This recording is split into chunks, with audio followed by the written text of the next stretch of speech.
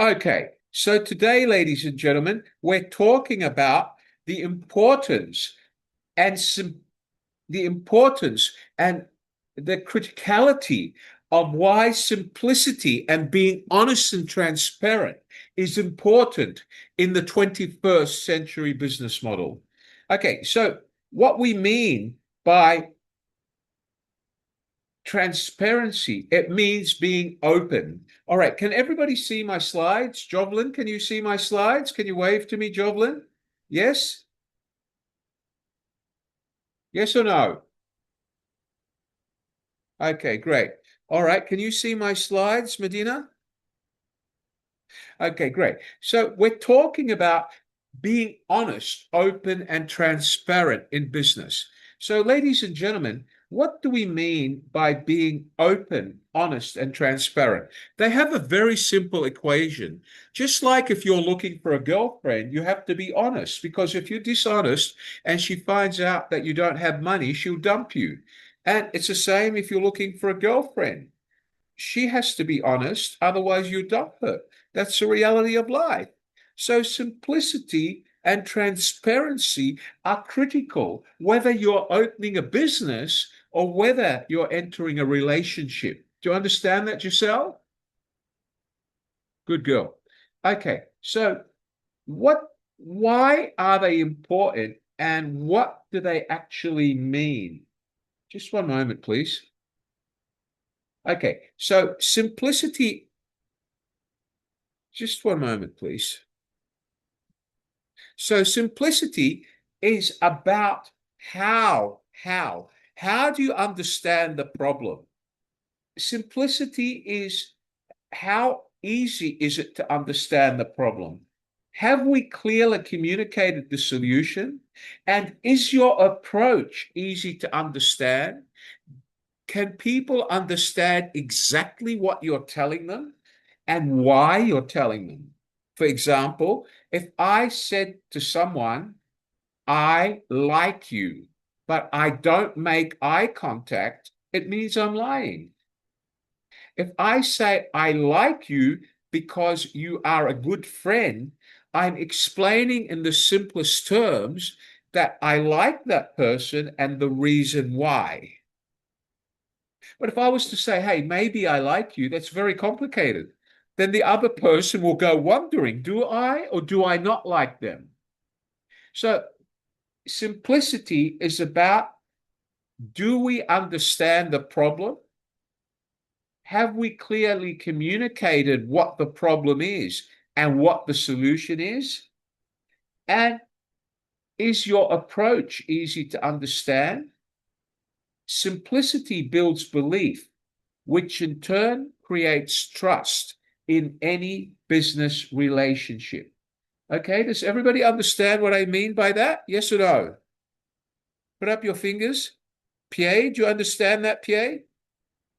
Okay. All right. So, ladies and gentlemen, next part, we're going to look at what Steve Jobs, the man that I admire, one of the greatest techno entrepreneurs that ever lived.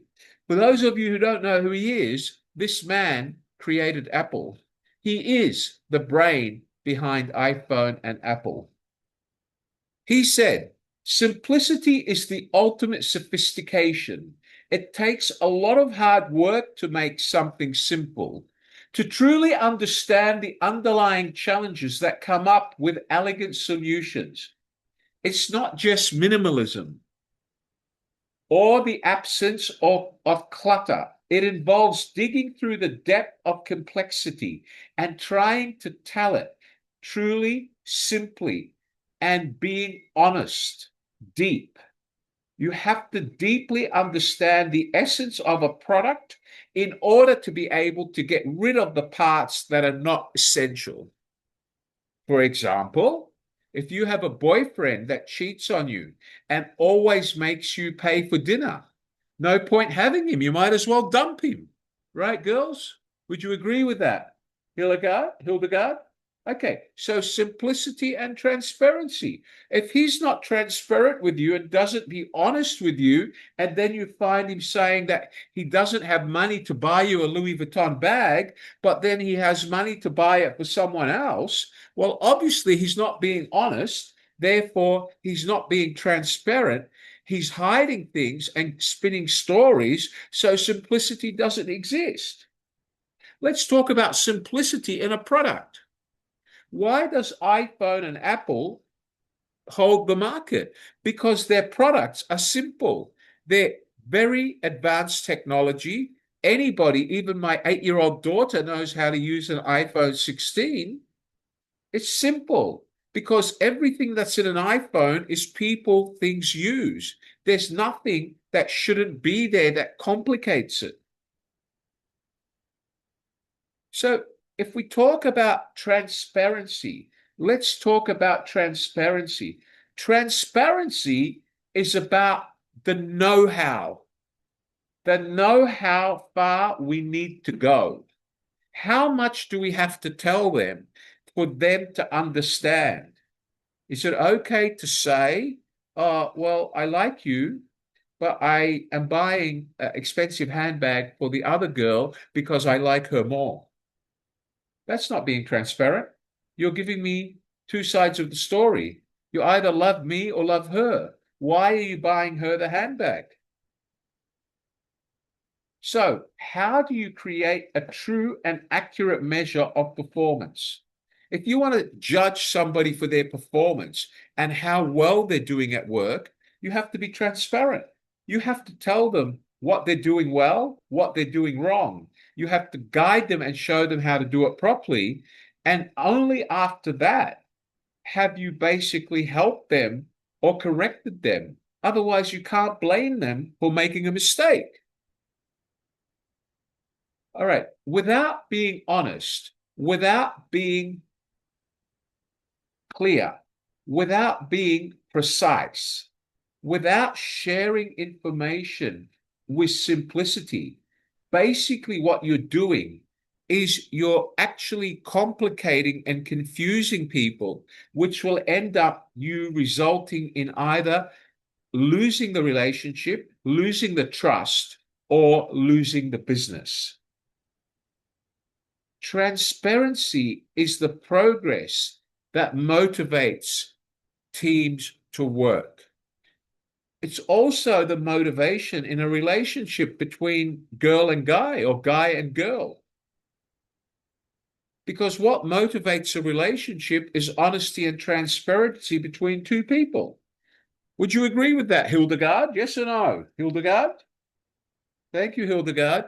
Okay, would you agree with that, Tay Lee Sin? Can you wave your hand, Tay? Do you agree with that? Very good, Tay. Okay, all right, let's go down. Who else would agree with that? Lizelle, do you agree with that young lady in yellow? Is it important for boyfriend, girlfriend, husband, and wife to be transparent to each other? No? Yes or no? Maybe? Okay, all right. I think you understand what I mean. All right. So honesty and transparency is usually the foundation of both a business or personal interaction. Now, I know, guys, I know that some of us don't tell our girlfriends everything, guys. I had 9 of them at university, remember? And I lost 6 of them in 2 months. So sometimes we tell white lies, but for the other person, that means they lose trust, especially if you're trying to do business with the other party. Being transparent and putting the information on the table in a simple way so they can understand it is critical in order for them to trust you and pursue the conversation. All right. So transparency in a business or governance context is simply being honest and open. In general, great. So, ladies and gentlemen, it's really, really important that no matter what you do, is to be honest and transparent in business. Okay? Great. Let's keep going. Let me share my slides again.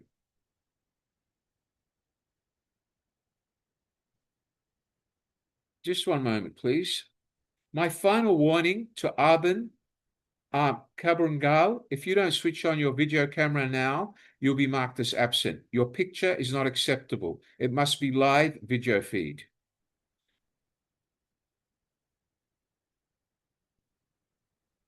Okay, guys. All right, so everybody can see my screen. So let's go on, guys, and let's talk about why transparency. Why is transparency critical? And how is transparency described in a model that we should practice? Number one, act in a manner that is ethical and consistent with your customers' interests. Pepsi lied to their customers, telling them or implying that they could win a fighter jet. Number two, share publicly all information, both positive and negative. For example, conditions apply. Engage those interested in your activities or impact. Talk to your customers and engage them. Say, well, how do you feel about this campaign? However, you may not be able to win a fighter jet. Do you feel comfortable with this campaign? Relevance. Make sure you tell customers that the fighter jet cannot be owned by individuals. It's illegal. It carries military weapons.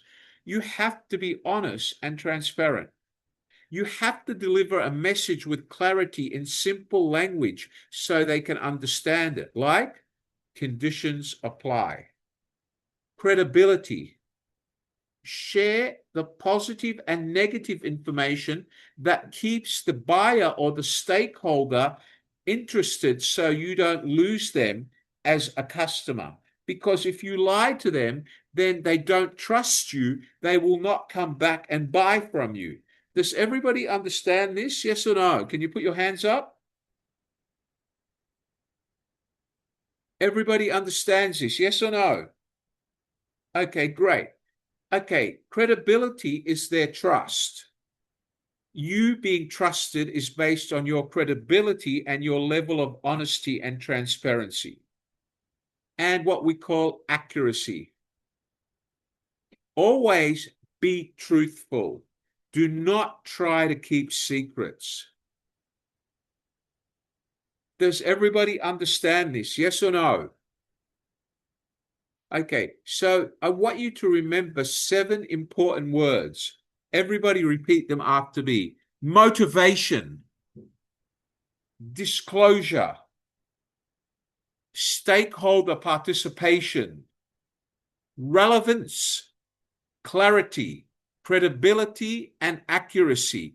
These are the core principles of being transparent, whether it's in your private life or in any business negotiation. So, workplace transparency is being open and communicating between yourself, the people around you, and the people who work for your organization. Does everybody understand this? Yes or no? Can you put up your hands? Guys, if I can't see you on camera, you're going to be marked absent. Please, I'm sick and tired of telling you guys like little children. Unless you've sent me a message, your camera should be switched on. And there's about 40 people that have switched their camera off without sending me a message. You will all be marked as absent. If your camera is not on and you've shown me a picture or a poster, you will be marked as absent.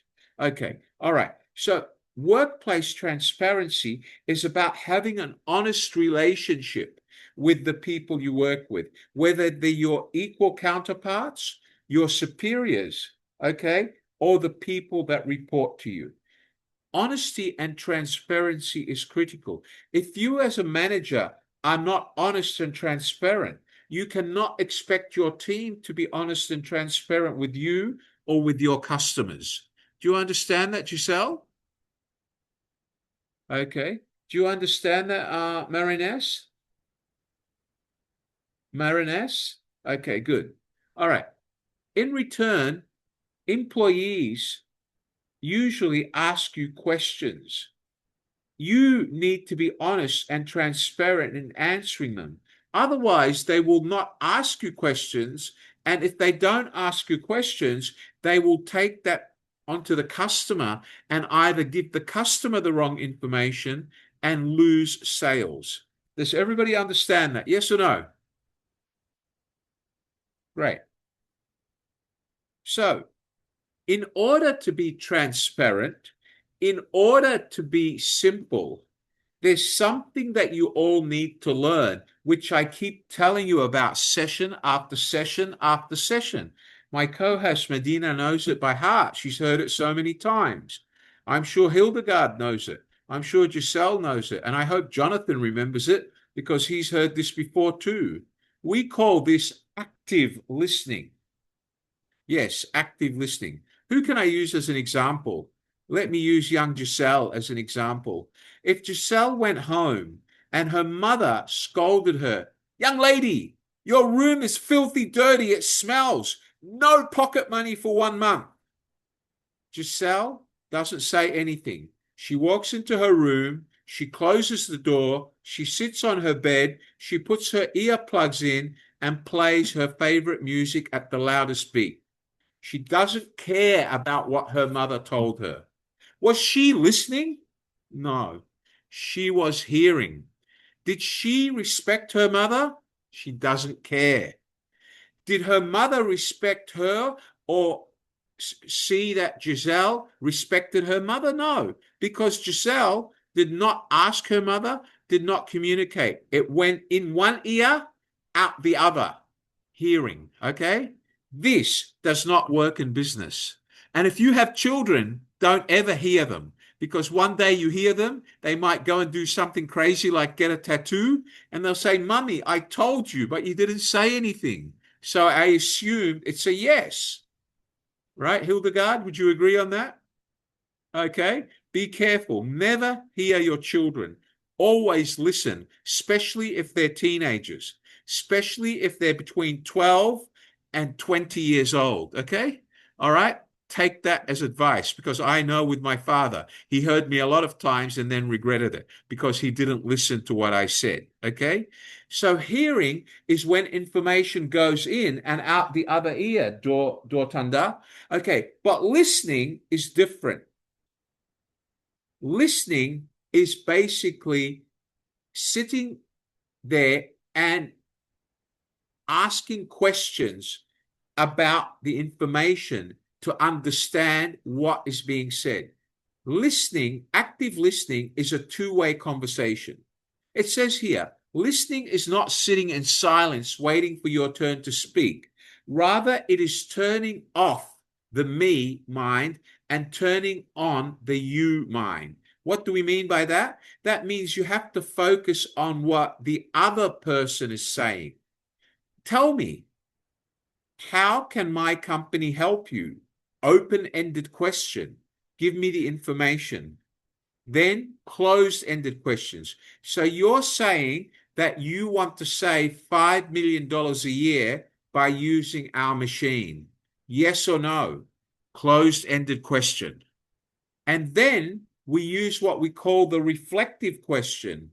So what you're telling me, Hildegard, is if I could provide you a machine that would guarantee your company $5 million in savings, you would have no problem buying this machine today. When Hildegard says yes, she's already agreed, telling you that she wants your machine. And what you've done by actively listening and asking questions is you've both been able to reach something that you agree on. That is active listening. Does everybody understand that? Yes or no? So active listening requires 3 types of questions. Number 1, open-ended questions, where you ask questions to gather information, gather the story, find out what the problems are, what they want. Second type of question is closed-ended questions to confirm the story. yes or no, black or white, cash or credit, mechanical or automatic, yes or no questions. And then to make sure that they understand you and concur with you, you use the reflective question. And whenever you ask a reflective question, Nan Kiao, sorry, Nan Q, sorry for the mispronunciation, Nan. Whenever you ask a reflective question, always ask it with a negative end. For example, if I were to show you a machine that could save you $5 million a year, is there any reason why you wouldn't buy it? Negative. And what's the automatic response? No. So when he says no, what has he told you? He's going to buy it, right? But it's harder for people to say yes. So if you use the reflective question with a negative ending, you will always get confirmation because it's easier for them to say no, which in turn means yes. Do you understand what I mean by that, guys? Yes or no? All right, let's take it to a personal app. If Jonathan goes to his girlfriend and says, wouldn't you be really sad if I didn't come to dinner tonight? And she says yes. That means she loves him. But if he said, would you be sad if I didn't come to dinner tonight? And she says no, what happens? So by using the negative, it's a lot easier to get the correct answer, especially when you're trying to use business, especially when you're reflecting on what somebody told you. If it's a direct question, you ask it as it is. But when it's reflective, it should be ending with a negative rather than affirmative so that you can confirm their interest. Does everybody understand that? Yes or no? Okay, yeah? All right, so Hildegard, next time you go dancing, if you go dancing at a club and you want a guy to tell you the truth, you ask the question, wouldn't you agree that I'm a great dancer? Wouldn't you agree that I'm a great dancer? He'll say, yes. But if I ask him, would you agree that I'm a great dancer? What is his automatic reflection? Well, I'm not sure. Maybe. Whenever you pose it in the negative, you're guaranteed the right answer you want. And that's just human psychology in active listening. Do you both understand this, everyone? Yes or no? Okay, great. So it's important to pay attention to the person you're talking to, the interviewee. So you're the interviewer, they're the interviewee, or you're the seller, they are the buyer. Look at the person directly, make eye contact. Do not cut them off. Wait till they stop talking and then ask questions. All right? Remember, active listening means you steering the conversation. You have to take charge of the conversation. Does everybody understand that? Yes or no? The more questions, the more effective the conversation will be. Active listening is two-way communication. Let's talk about active listening. Okay, in active listening, we use open and closed questions to clarify information. We use reflective questions to summarize and confirm their interest. All right, we listen for their feelings. If they're happy, we motivate them by more reflective questions. If they're sad, we use reflective questions to show them that our product or service will help them and change their mood to a happy mood. Observe non-verbal behavior. If they start scratching their nose or playing with their shirt collar. It means they don't believe what you're saying. Try to actually use reflective to get them to believe you again. Avoid disrupting them. Always use probing questions, open-ended questions, and closed-ended questions. Once you've got the closed-ended questions, use the reflective question. Reflect. Does everybody understand this simple philosophy of communicating effectively, simply, and transparently? Yes or no? Okay.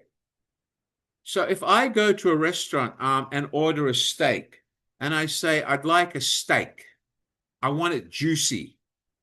Have I communicated transparently? No. Have I communicated effectively? No. Juicy could mean anything. Put gravy on top, right? Now, if the waiter is actively listening, he would say, thank you, sir. You'd like it juicy? Would you like it medium rare or rare? Or would you like it medium well? Now, if it's completely rare, it's blue. And basically, it won't have much juice in it. For it to be juicy, it either has to be medium, medium well. Okay, they're the only two that bring out juice. If it's well done, there's no more juice in it. All right. So if the waiter was actively listening, he'd say, sir, you'd like a juicy steak. Could I confirm? Would you prefer it to be medium or medium well? Okay. So at least I confirm it's juicy, because if he says juicy and I walk away and cook a well done steak, it won't be juicy. If I cook a rare steak, or blue steak as it's called, where it's cooked for 60 seconds on each side, it's still raw in the middle. There's no juice in it. Does everybody understand that? Yes or no? Where does the juice in the steak come from? It comes from the fat when you cook it, right? But if it's raw, there's no juice. So if a customer says, I want a juicy steak, the waiter must use active listening to determine what level of juiciness. Medium rare? Medium well? Do you understand where I'm coming from, guys? Yes or no? Does everybody understand what I'm saying? Zhao Jiang? You understand? Okay, what about you, Maria? Maria Cecilia? Thank you. Okay. All right, let's keep going, guys. So active listening, ladies and gentlemen, if not in the same room, visualize them. Picture the people you're talking to. If they're not in the same room on the phone, always visualize who you're talking to. Imagine that you're looking at them face to face, and make sure that you're focused on eye contact with them as if they were face to face with you. Because if you don't do that, they will hear the difference in your tone of voice. Does everybody understand what I'm saying? Yes or no? Okay, it's really important to visualize. Now, if you call a contact center like Singapore Airlines, DHL, Thai International, the people in reservations, when they talk to you, do you know what they look at on their desk? They always have a mirror. And what they're trained to do is, when they're talking to somebody on the phone, is to look at the mirror so they can see what sort of emotion they're putting out in their voice. Do you understand that, everyone? So if you're having a business conversation with somebody on the phone, always look into the mirror and make sure you're presenting a look that reflects on your happiness to be in the conversation, and that you're not stressed, because if they see you're stressed, it means they don't believe you, you're lying. So your voice should reflect your facial expression. Do you understand that, everyone? Yes or no? Okay, good. All right, so let's go on. Let's talk about the barriers here as far as simple and transparent communication is concerned. What are the barriers? What stops us from delivering a simple and transparent conversation? One is not delivering the right message or under delivering the right message, or sometimes telling people too much and complicating it. Trying to be smarter than your customer, thinking that you know more than your customer and taking the spotlight will lose a customer. If you don't answer the customer honestly and transparently, and you try to tell him unsuitable responses, he will lose interest and distrust you. Do not pretend that you know something that you don't know. Do not use non-verbal cues that irritate the other party, like looking at your watch or chewing on a pen during a conversation.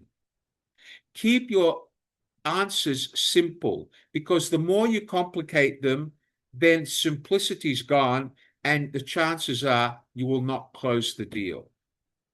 Always respect cultural differences, and always remember the physical interaction, your body language, your distance from the customer or from the party you're communicating with. All of these can create barriers.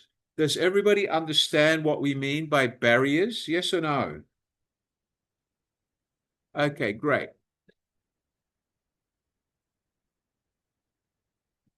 Do you understand what I mean by a barrier, Maribel? What about you? Simone Wang? Do you understand what I mean by barriers? Okay, great. Juliet's son, Gaspar, do you understand what I mean by a barrier? Okay, good. All right, so let's talk now about prioritization. In every conversation or every business, you need to prioritize, because without prioritization, you're basically putting yourself at a loss. Prioritization means figuring out what has to be done and telling that to the buyer or the customer in a logical order. So when you say to a customer, my machine can do this, this, and this, make sure you tell him in the right order in which the machine works. We may better utilize our time and energy by setting the priorities and going through them step by step in the correct order. Because if you don't put them in the correct order and you only have 15 minutes, the customer will lose interest. So always prioritize what you ask the customer. Make sure you ask the most important questions that will allow you to give him the most important answers. Do not try to provide too much information which could be considered gobbledygook, unimportant, and confusing to the customer. Gobbledygook means talk, talk, talk, but no meaning or irrelevant. Does everybody understand that? Yes or no? Yes or no? Okay. So transparency in the 21st century business model is a must in every company. It must be part of the company's policy. You must be prepared to face difficult situations rather than lie about them. You must be able to ask questions and actively listen. And you must make sure that the people who work for you understand the ask me anything, anytime. Your door must be open for you to be a proper leader, not a kamikaze Nazi Germany leader where you talk, everybody listens, and they're too afraid to ask you questions. Make sure your people have access to information. Always be prepared to ask, why are you finding it hard? What can I show you to make it easier? Don't be afraid to ask why. Involve people in your company in decision making. Share your learning, your experience, and failures. Don't be afraid to share your failures, because everybody learns from failures. The more they fail, the more they learn, the more successful they come up. Does everybody understand why transparency is critical in the 21st century today? Yes or no? Okay, so let's take a brand. Let's take a famous brand. Can anybody give me a brand which is transparent? Any brand. Does anybody have one in mind? Anybody? Try. Don't be shy. Does anybody know a brand in your country which you think is transparent? Who wants to share one with me? All right. Can we say that McDonald's is transparent about their French fries? Okay, what about you, Joel? Do you want to share an example with me, Joel? Joel, go ahead, Joel. What's your example? Go ahead. Just like Nescafe, sir. Nescafe. Coffee. Nescafe. Right. And which company is it? Nescafe Philippines. All right. And why are they transparent? Is it because they tell you where the coffee is from? Yeah, definitely. What type of the coffee made and Right. Okay. Very good. Very good. So Joel gave correct. example of a famous Philippine coffee outlet, and it's same as Starbucks. They are transparent because they tell you that our espresso bean is a dark roast and its acidity is at this level, so you know what coffee you're drinking and how strong it is before you drink it. They're being transparent with their customer. If you go to buy fried rice at a restaurant, what is the first question that people buy if they have a healthy, conscious attitude? If you're healthy and you care about your health, what's the first question you should ask when you order fried rice? Does anybody know? Put your hand up. Come on. Yeah, go ahead, Joyam. What is the question? Go ahead, Joyam. Joyam, go ahead. Unmute your microphone, Joyam. Are you there? What's the first question you should ask? No, you have to unmute your microphone. I can't hear you, Joyam. All right, let's try someone else. What's the first question you ask when you order fried rice? Anyone tell me? Come on, guys. It's easy. What is it? What about you, Salvacion? What is the first question you ask when you order fried rice? Open your microphone, Salvacion. Go ahead, Salvacion. What's the first question you should ask if you're a healthy food lover when you order fried rice?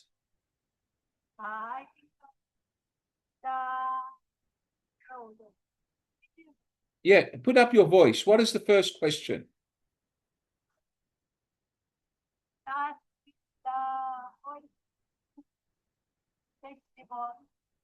No, that's the wrong question, Salvacion. The first question when you order Chinese fried rice is, does this rice contain monosodium glutamate? Does it contain MSG?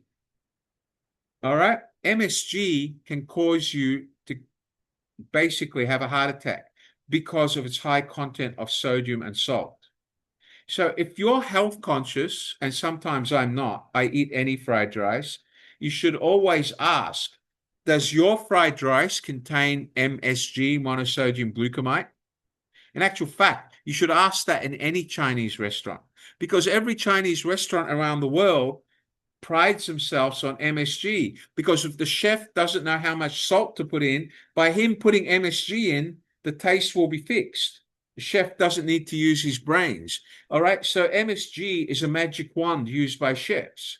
So the first question that brings the truth and transparency in a restaurant is, does this food contain MSG? And you can tell whether they're honest or transparent in the way they answer. No, confidence. I'm not sure, maybe. All right. So if they said, I'm not sure or maybe, you would ask them to go and check, right? And if they come back and say, well, I'm not much, only a little, you probably wouldn't order the food, right? So transparency applies no matter whether it's in a restaurant, whether it's with your boyfriend when you ask him, do you love me? Or whether you're doing business with other people.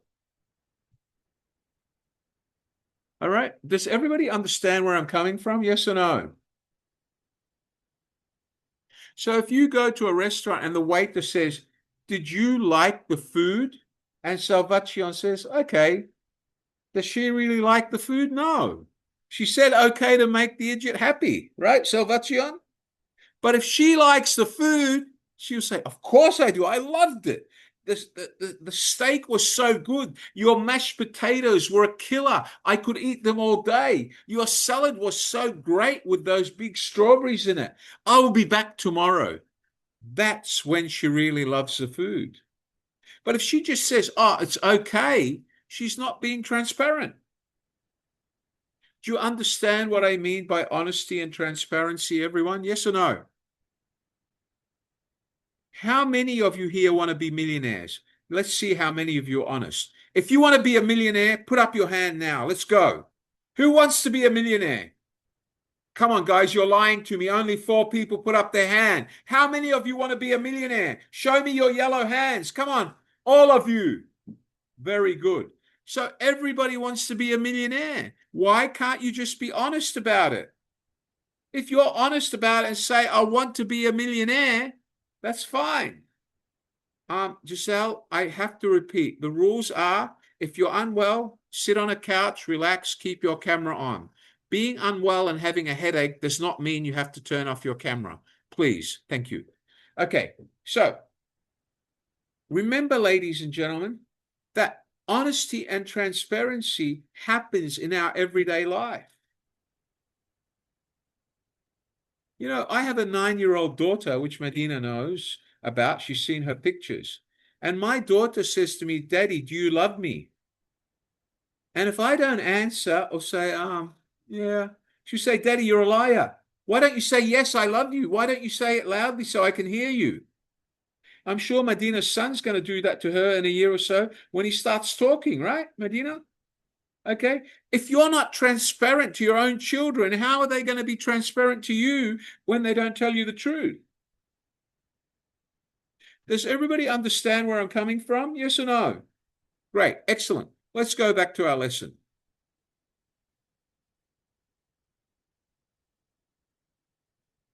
One moment, please.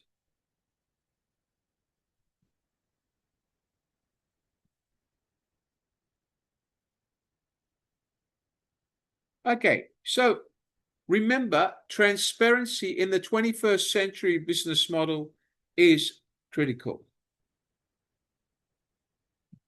Okay, so we can say, ladies and gentlemen, that by making data readily available to the people who work for you and to your customers, and making the staff in your organization feel important by sharing information with them, what you'll do is you'll actually build their level of motivation.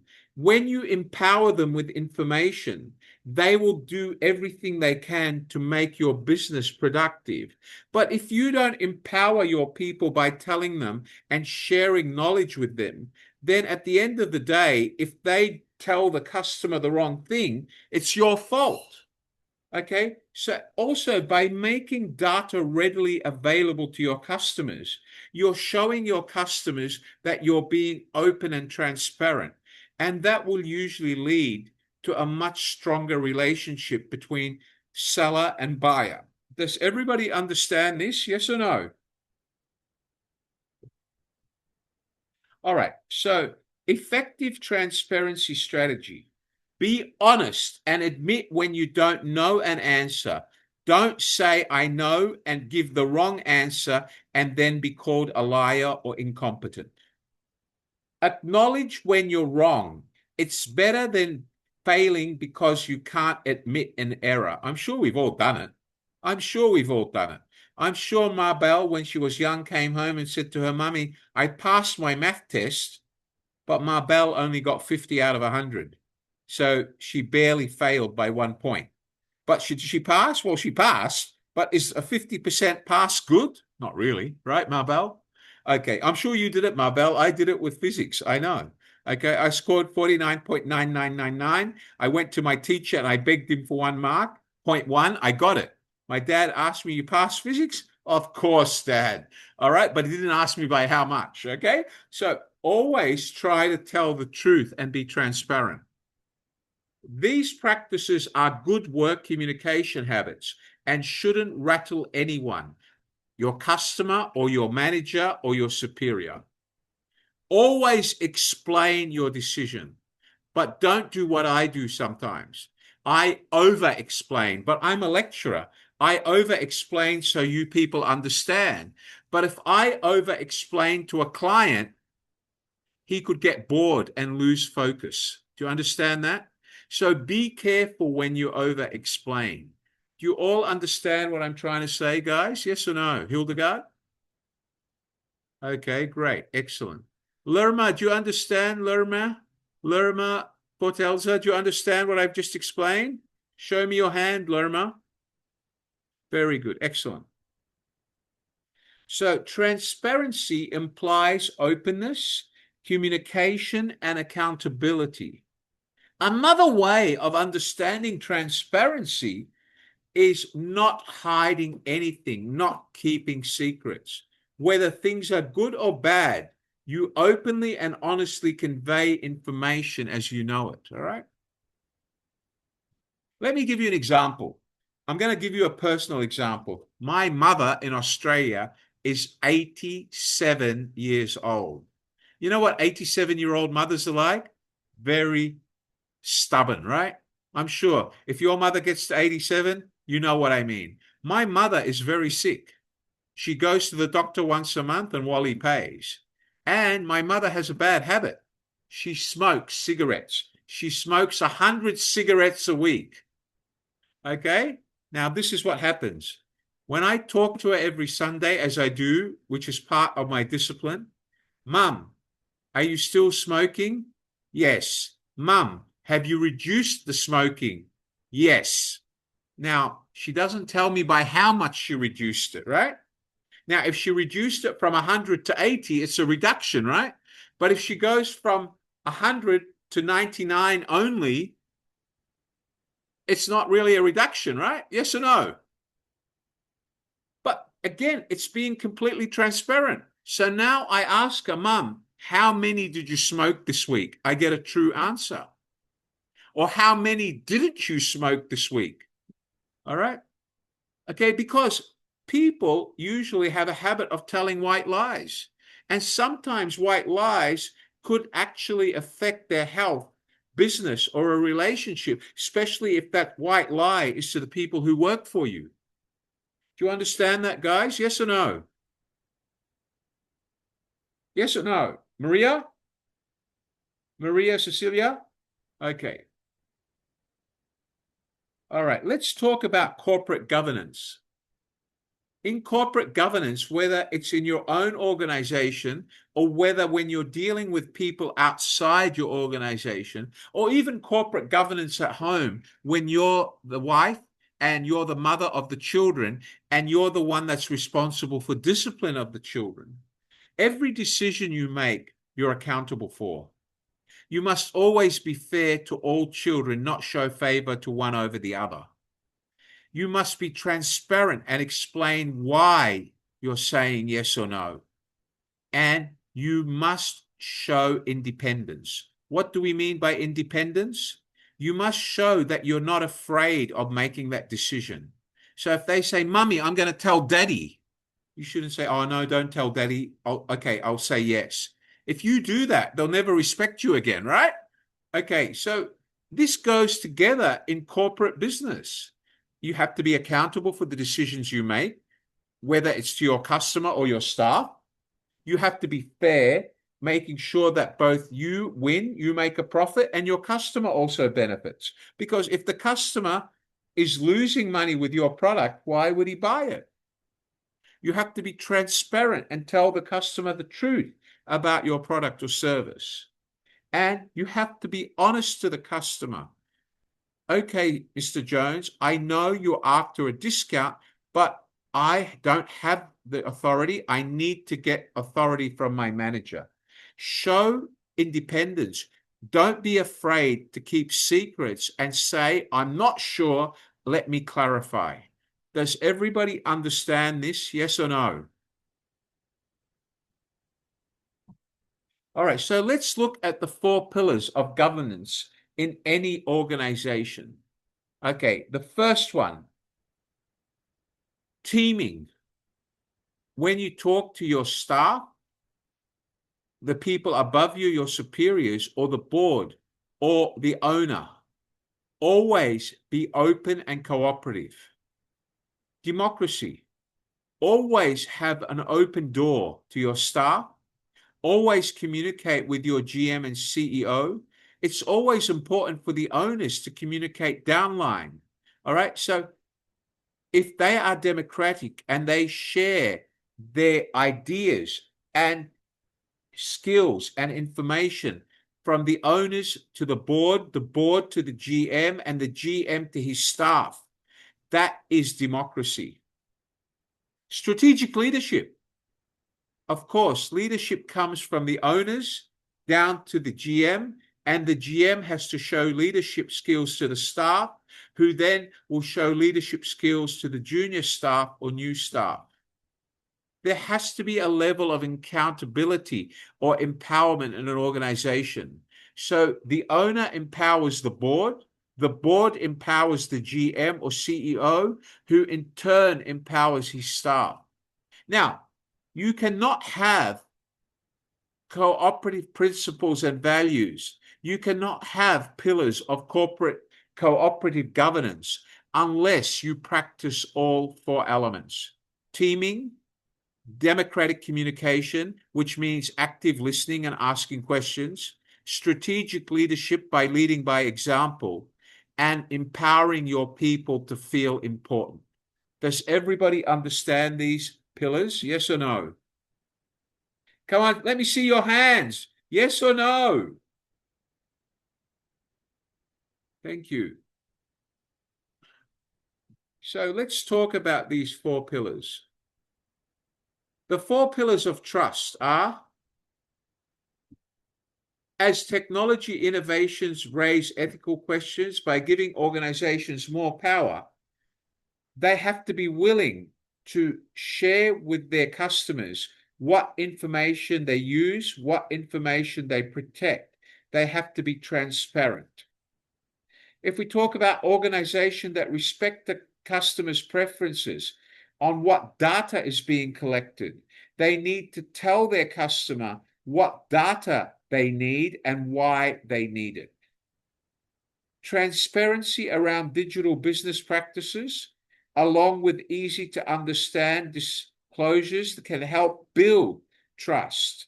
So what do we mean by that? You need to tell your customers that we do record your private information as far as who you are, what company you own, and we do monitor how much purchases you make from us so that we know what you're buying, and this will enable us to better understand you as a customer.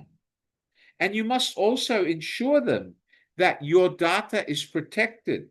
You must assure them that the data is confidential, that we will not sell it to anyone, and the data is recorded for use by us because you're our customer only. So these 4 pillars of what we call trust are critical in being transparent to your customers. Simplicity.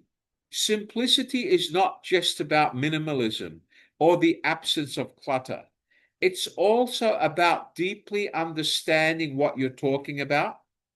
It's about deeply understanding your most valuable asset, which is your human capital.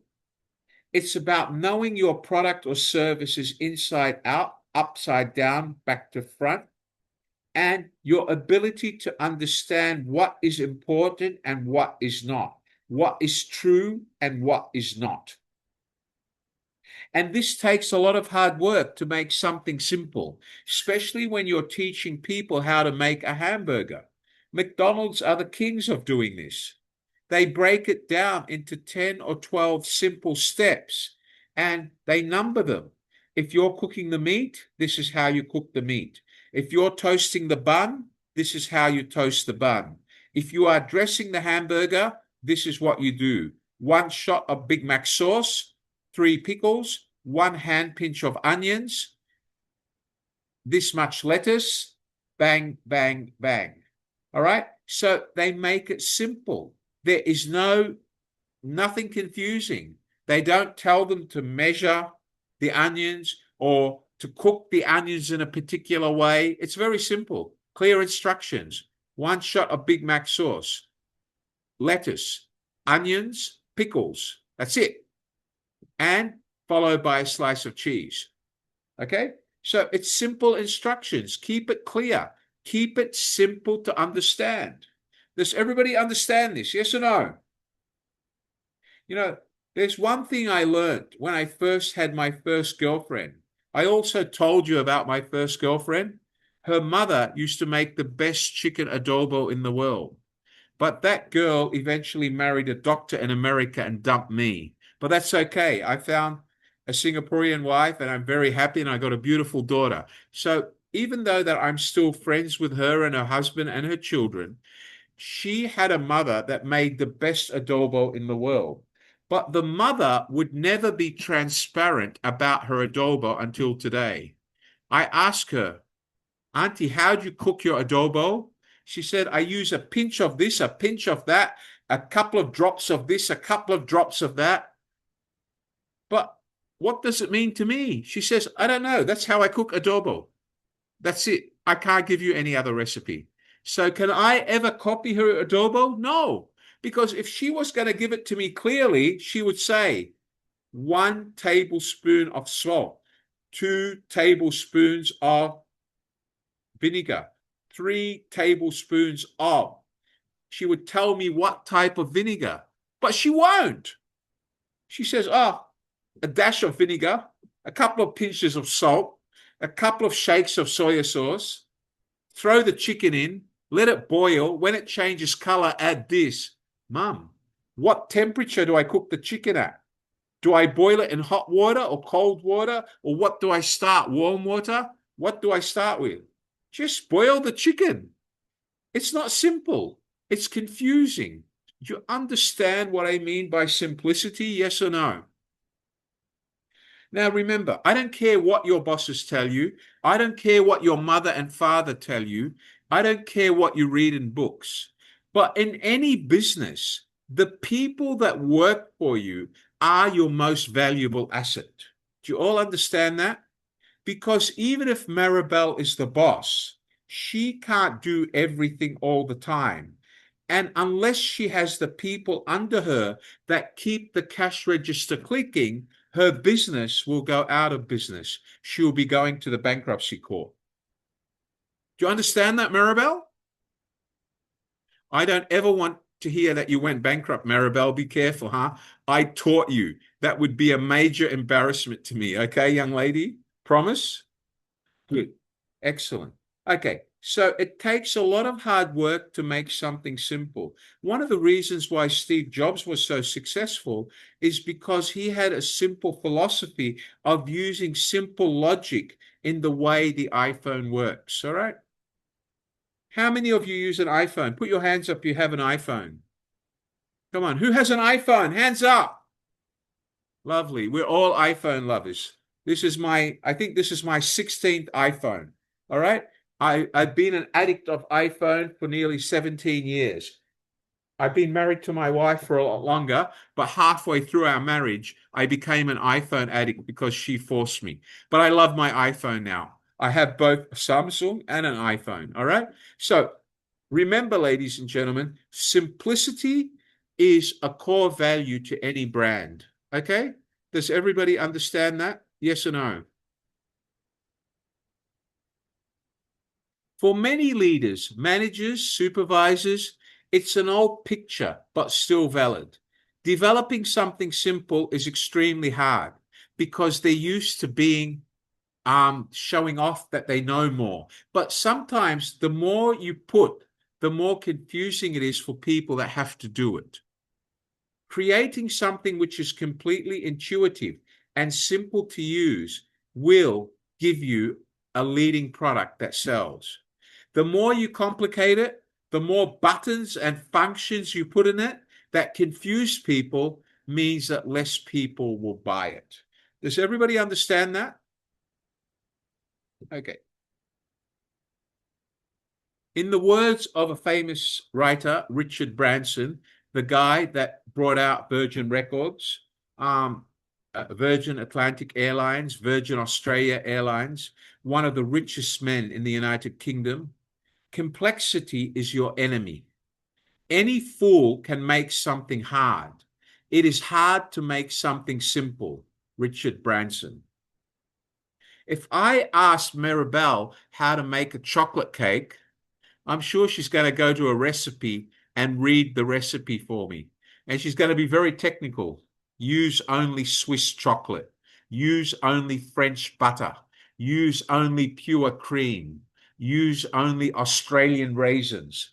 She's making it difficult for me, right?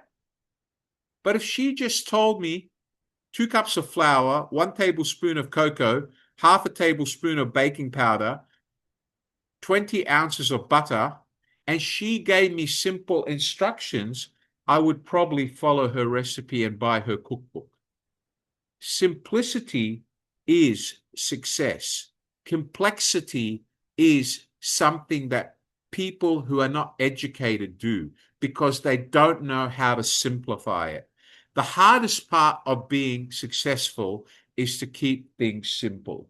Do you understand that, everyone? Yes or no? Do you understand that, Joshua? Joshua? Thank you, Joshua. Okay, simplicity in the 21st century business model. In terms of business, simplicity is a focused agenda to eliminate unnecessary and ineffective processes, as I've just mentioned. It to streamline the operation and focus on the company's energy by empowering the people, giving them the knowledge they need to make decisions to help the company grow. The goal of business in the 21st century reflects a shift from making money to the firm, for the firm to an obsession with creating value for customers. Okay. So today, you don't have to worry about making money. If everybody focuses on delivering services to the customer and focuses on doing their job 100%, you will make money. All right.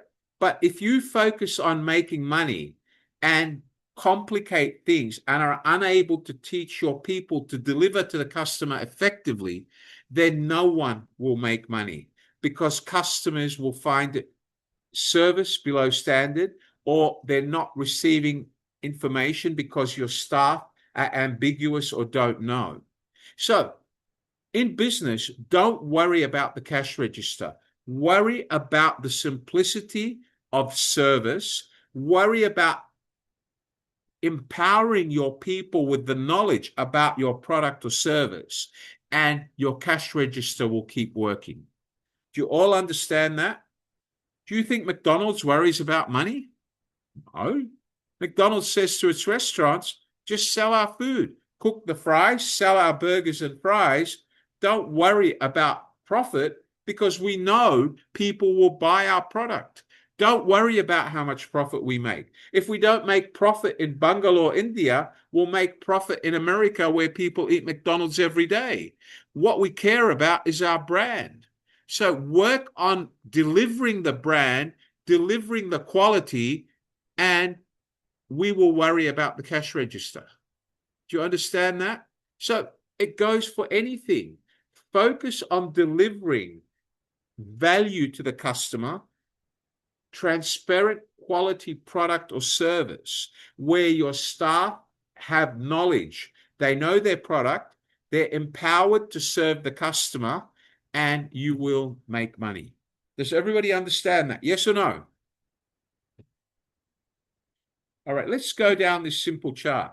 The hierarchy of interaction in organizational attachments or arrangements, as I call them. First, you must answer why. What is the goal of our company? What is the vision of our company? And how does our company basically intend to do business? You must have a vision, you must have a mission, and you must have goals. Next is the how. So once we decide what the company wants to do, who the customers they want to serve are, they have to come up with processes. How do we make it? How do we deliver it? How do we sell it? How do we price it? What price do we sell it at? And at last is the what. What is it that we're delivering to the customer? The practice. How do you know what to deliver to the customer? How do you know how to deliver it to the customer? You know from the processes, right? Does everybody understand that? Yes or no? You must have principles, you must have processes, and from those processes, you implement practices. Once you have practices, you must use the processes that you've created, and you must achieve the goals that the company has set. Does everybody understand the hierarchy? Why, how, and what? Do you all understand this? Yes or no? Thank you, Malin. Thank you. Okay. All right. Good. All right. So the evolution of 21st century management has become very, very important. Customer products are first. Okay. Single firm ecosystem. All right. Where you all operate to deliver a product to the customer. Okay. Through delivering something which is called customer convenience or consumerism. Then comes multiple firm ecosystem like Amazon, okay, or what we call a customer-driven enabled customer experience. Let me go through these one by one. Okay, so if we look at Amazon in 2002 or Apple iMac, okay, these were customer products. These were no ecosystem. It was simply buy the product from Apple or buy from Amazon. We go to convenience, and we had what we call a single firm ecosystem. And what that meant was buy from Amazon Prime, only buy through Amazon Prime, and you will get points, you will get loyalty points, and we will deliver convenience to you. Amazon Prime has delivery guarantees.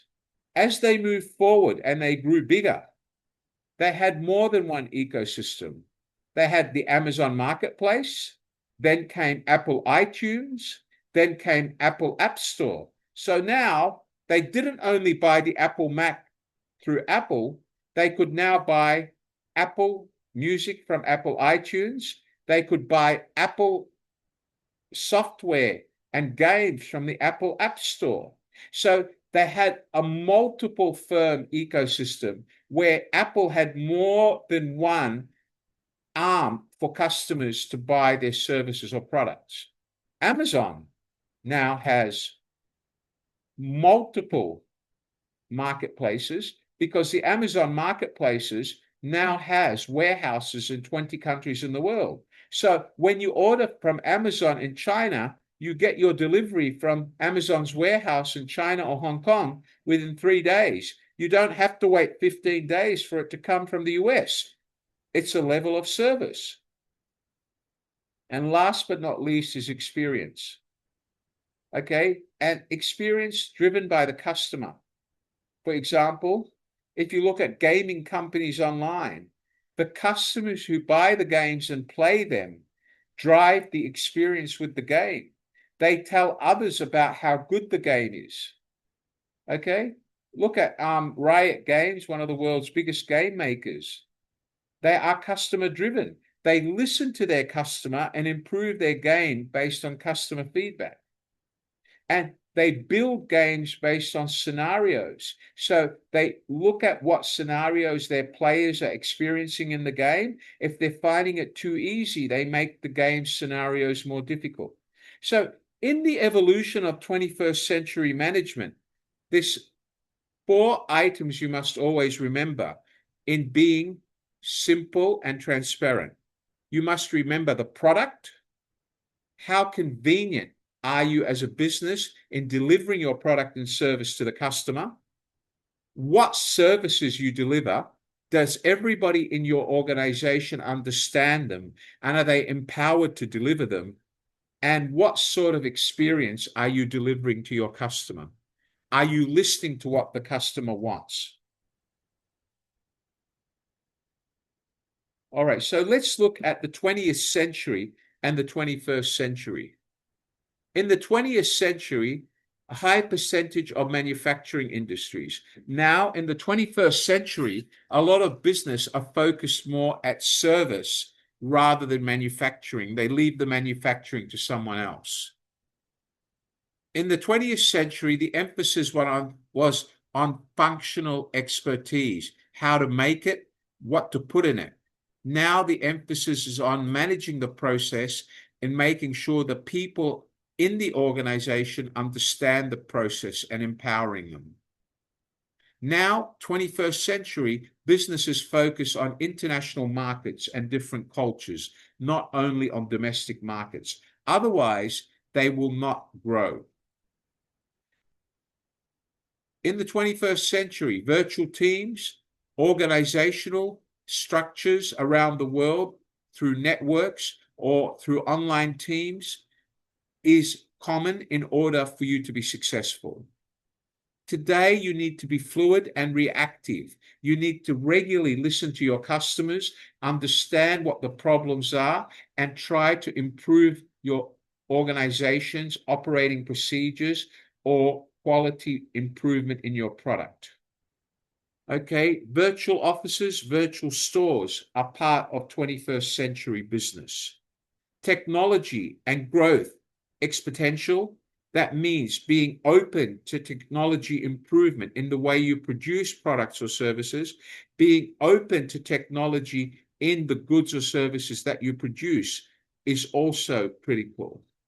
Your communication with your staff must be open, it must be simple, and it must be transparent, similar to your communication with your customers or your business partners. Everybody in your organization should have empowerment. They should have an understanding of how the company works and what the company does and how it does it. Because if you don't empower them with knowledge, they will not feel as if they have a sense of ownership or pride, and therefore they will be less motivated to answer questions. They will become less productive, and that will be shown to the customer, and you will lose customers. The more knowledge you share with your employees about everything in your organization, your products and your services, empowers them because they feel a sense of pride or ownership because you're sharing that information with them. Does everybody understand this, guys? Yes or no? Maribel? Okay, so in the business today, if you are the chief executive officer, this is someone who is willing to learn, practice what they learned. This is a 21st century CEO. And this basically is something that makes today's millionaires because they learn and they lead by example. They share that knowledge downline with their customer.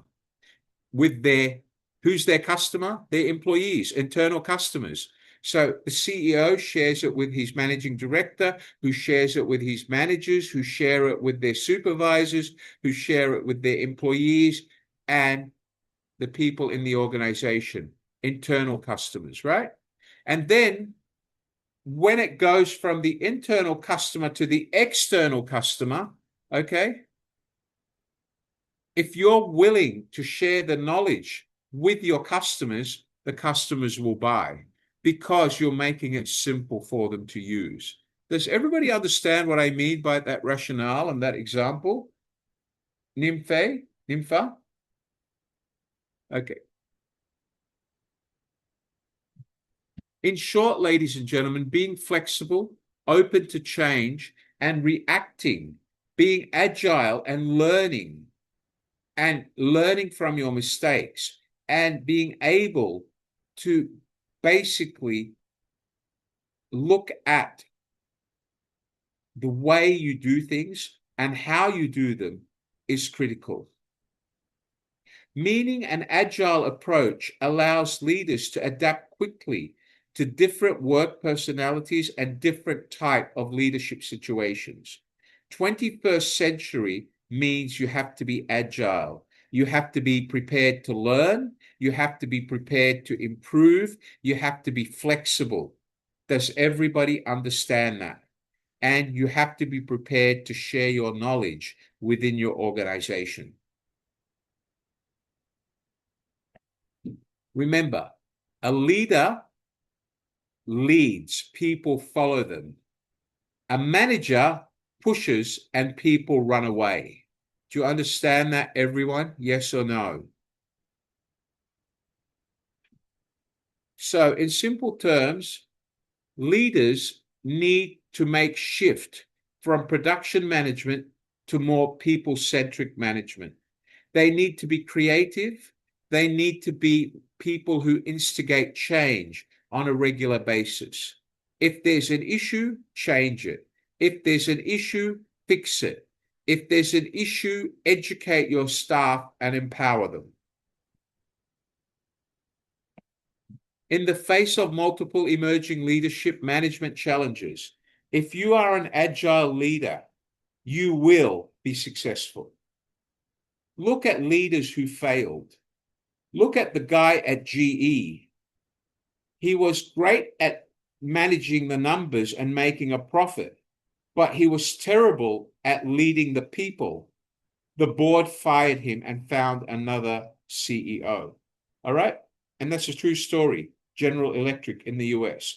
General Electric is one of the world's largest manufacturers of electrical appliances and aircraft engines. They lost a CEO that took them from almost bankruptcy to making them profitable. They didn't lose him because of money. They lost him because he was no longer able to actually lead the people in the organization. And by the breakdown in communication barrier, the company went from being a successful company and customers lost faith in its product.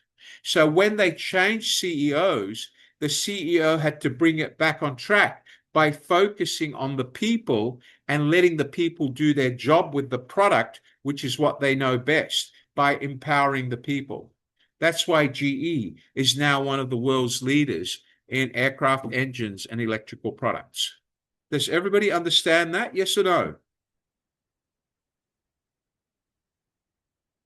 Today's leaders are faced with increasingly fluid workforces and accelerating pace of change.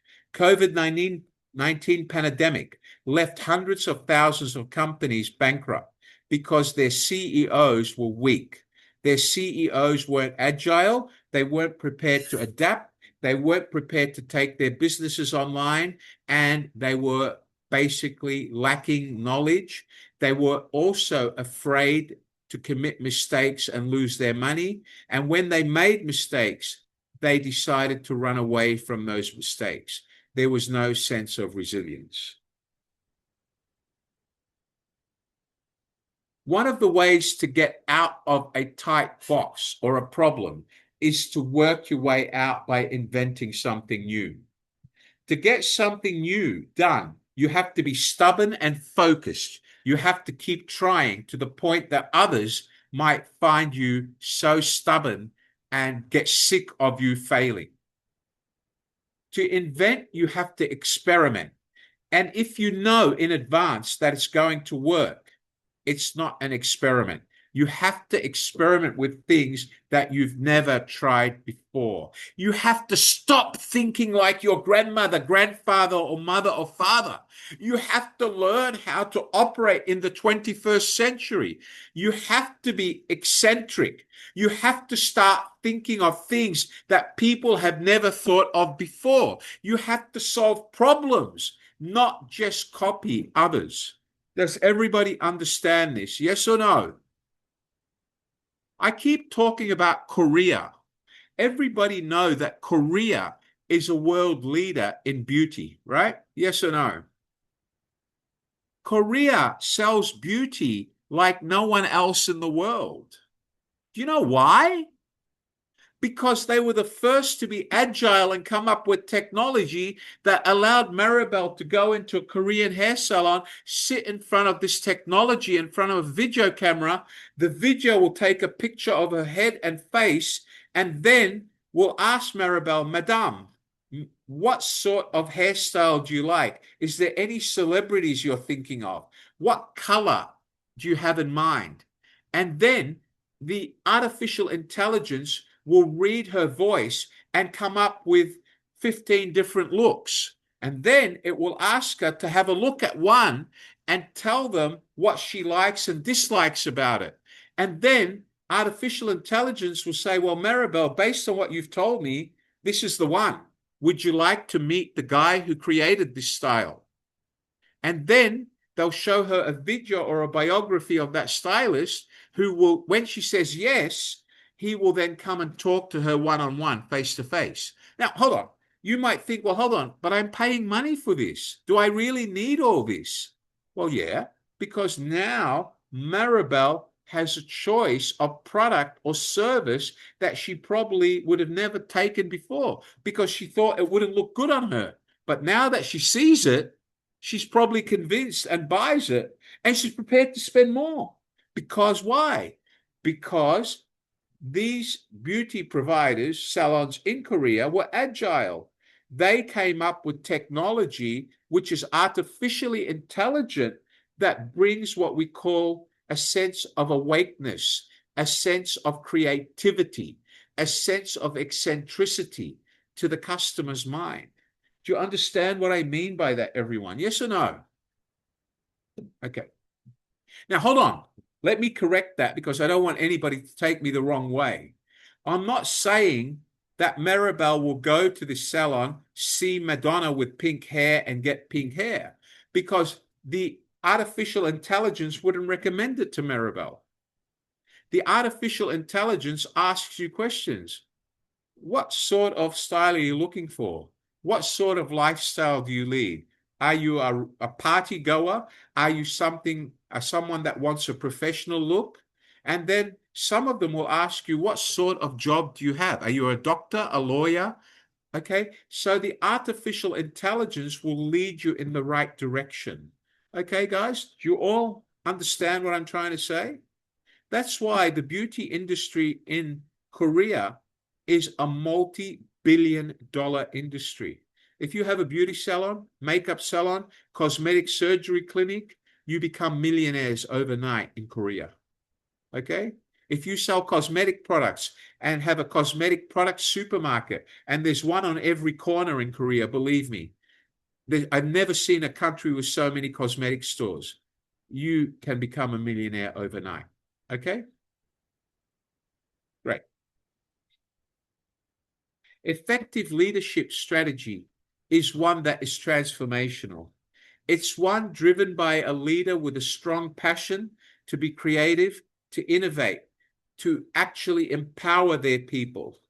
You see, everything I've told you so far is about creativity. It's about eccentricity. It's about sharing knowledge and solving problems that have never been solved before. By doing that, leaders actually place a lot of trust in the people below them. But remember, by placing trust in the people that have been trained, that means people that the leader has passed the knowledge to and empowered. Does everybody understand this? Yes or no?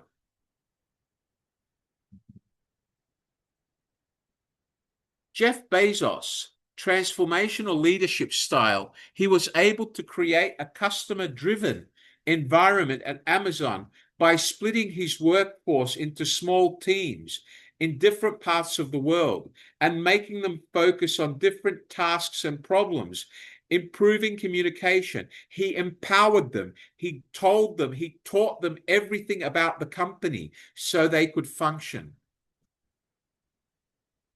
He was very transparent.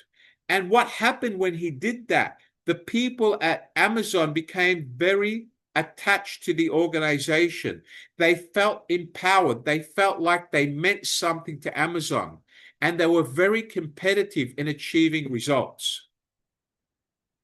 They are to date.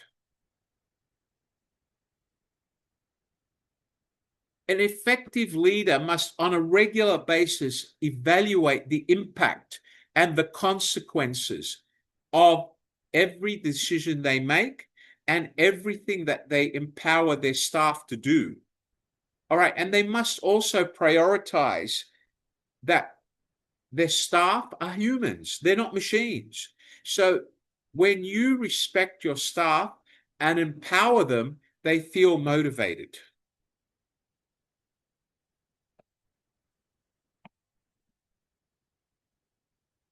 You need to be able to delegate. As the CEO or the owner, you can't be production, you can't be packing, you can't be logistics, you can't be the manager. You have to delegate. And if you don't have your own delivery driver, you have to outsource to a delivery company. Does everybody understand that? Yes or no? Avoid multitasking. All right, don't try to do everything yourself. Okay, multitasking often leads to you becoming less efficient and you make more errors. Try to delegate. Learn to say no. No. It's important to recognize your limits. Not every product that you think of will be successful. Learn how to put an end to it and say no. Prioritize and focus on things that are going to lead to success. All right? Politely turn away anything that you think is a gamble and may not lead to success. Do not copy other people. Try to solve a problem that you have identified. Does everybody understand that? Yes or no? Make sure you allocate time. Make sure you manage your time effectively. Make sure you focus on leading rather than pushing. Remember, old style manager pushes, employees run because they're scared. Leader leads by example. People follow. They're motivated. They're empowered. Regularly review and update your team. Make sure you prioritize and remember, assess progress, be agile and prepared to adjust as you go along. Break down complex issues and simplify them. Ladies and gentlemen, what we've said so far, breaking down complex tasks is the first step of being successful as a leader. If you can't actually be eccentric and break it down simply, you cannot lead in the 21st century. Complexity has no room in business today because complexity usually means a lack of transparency. By going through simplicity, it means you're being transparent. Does everybody understand that? Yes or no? Does everybody understand what we've spoken about today? Great. Excellent, guys. Just give me a minute, would you?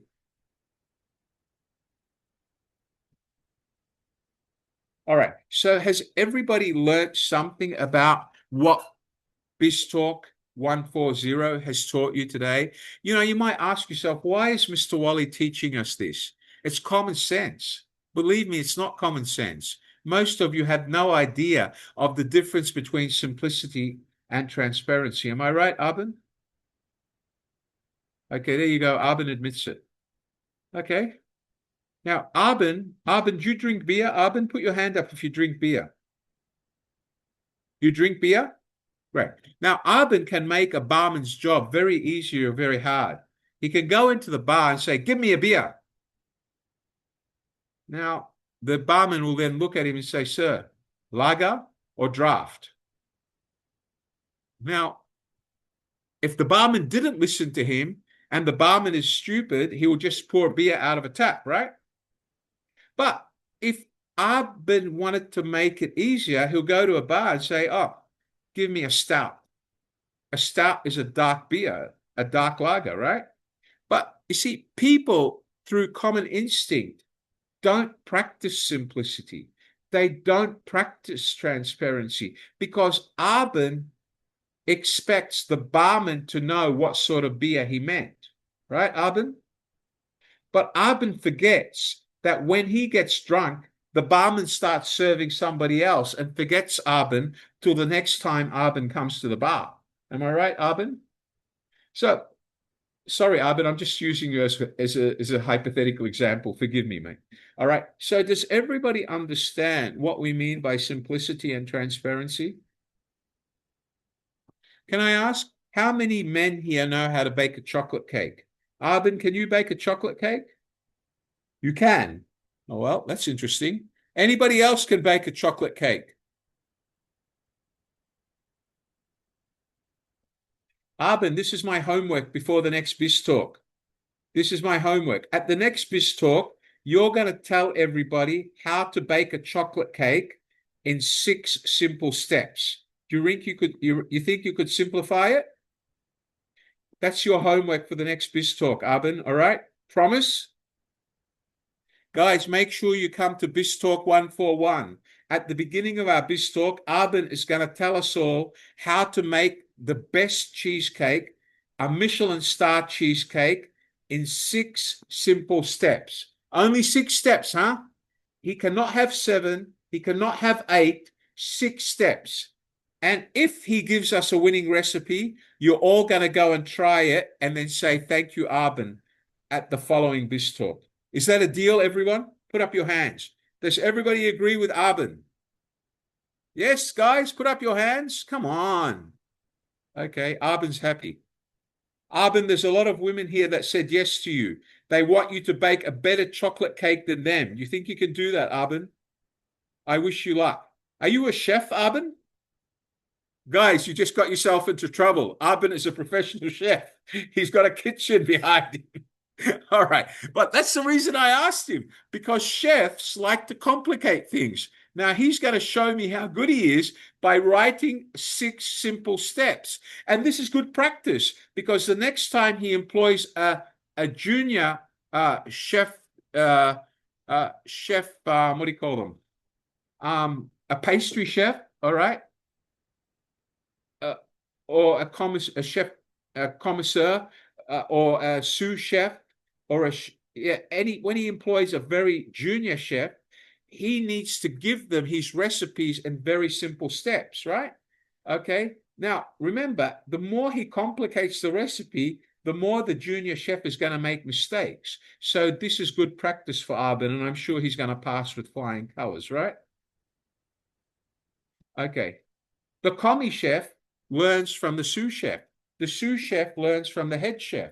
The head chef learns from the executive chef, right? Am I right? Am I on the right track? Yeah? Okay. The pastry chef has to learn again from the executive chef. Okay?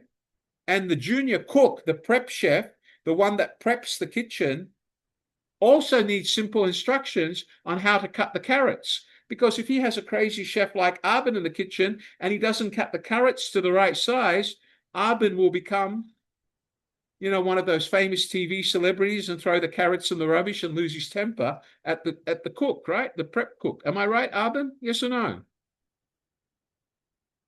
Okay. All right. Sorry, Arben. I'm using you as a simple example. Please forgive me, mate. I didn't mean to upset you. All right. Okay. All right. So this idea of simplicity and transparency doesn't only start in your personal life, it applies to business, even for an executive chef in a kitchen.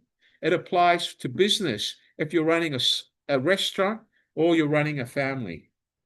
Does everybody understand this? Yes or no?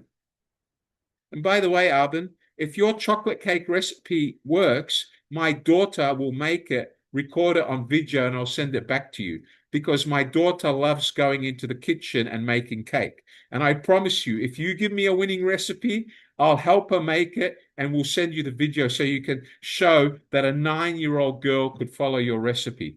Would that make you happy, Arben? Good on you, mate.